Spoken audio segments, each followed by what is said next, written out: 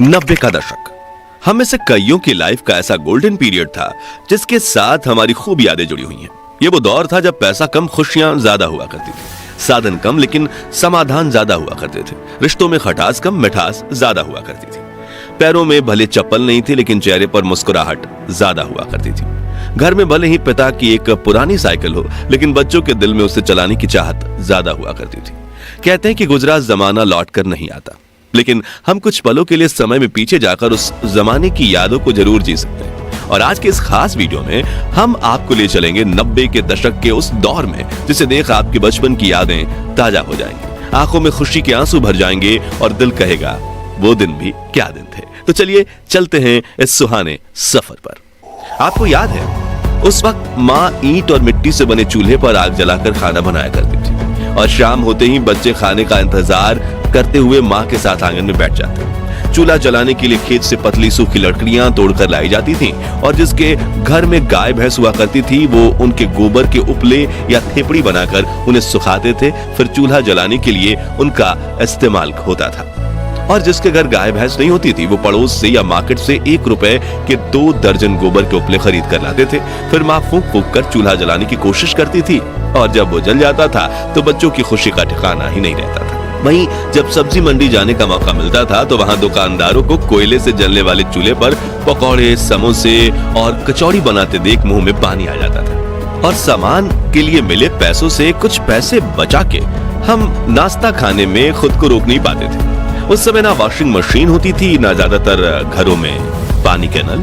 तभी घर की बेटियां कुएं से बाल्टी भर के पानी ले आती और थापी से पीट पीट कर कपड़े धोया करती थी, जबकि कुछ लोग कपड़े लेकर नदी के किनारे बने घाटों में चले जाते थे और वहीं कपड़े धोकर नहा भी लेते थे।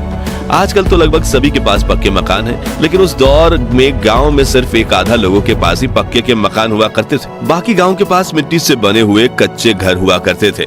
और आपको बता दूं कि जब दीपावली का त्योहार आता था तो लोग अपने इन्हीं घरों की मिट्टी और गाय के गोबर से लीपा पोती किया करते और इसे काफी शुभ माना जाता। लोगों के घरों की दीवारें आला या ताक कहे जाने वाले ऐसे स्थान जरूर दिख जाते थे जहां छोटी चीजें बहुत रखी जाती थी। घर की चाबियां और शाम को जलाने वाले दिए इसी पर रखे जाते थे, लेकिन अब नए घरों में इनकी जगह ड्रेसिंग टेबल या डिजाइनर अलमारियों ने ले ली है। तस्वीरों में दिख रही ये चिड़िया उन दिनों खूब दिखा करती थी, लेकिन आज ये विलुप्त होने की कगार पर पहुंच गई है। आपने इस चिड़िया को आखिरी बार कब देखा था और इसके मधुर ध्वनि का दीदार किया था? कमेंट्स में बताइए। याद है रोज शाम होते ही सभी दोस्त गली के नुक्कड़ पर मिला करते थे और खूब हंसी मजाक किया करते थे। इसे लेकर किसी ने क्या खूब कहा है कि उस दौर में सहजता थी, सादगी थी, बंदगी थी।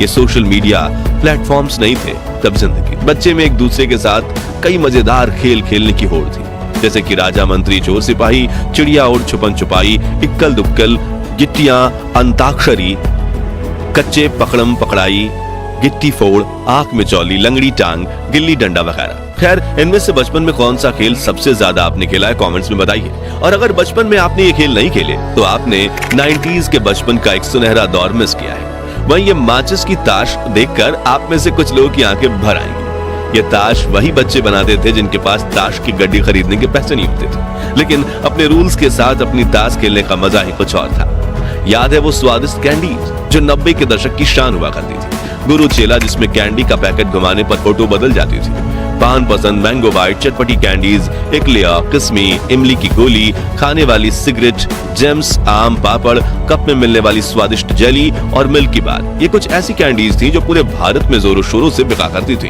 खैर, इनमें से आपकी पसंदीदा कौन सी थी? कमेंट्स में बताइए।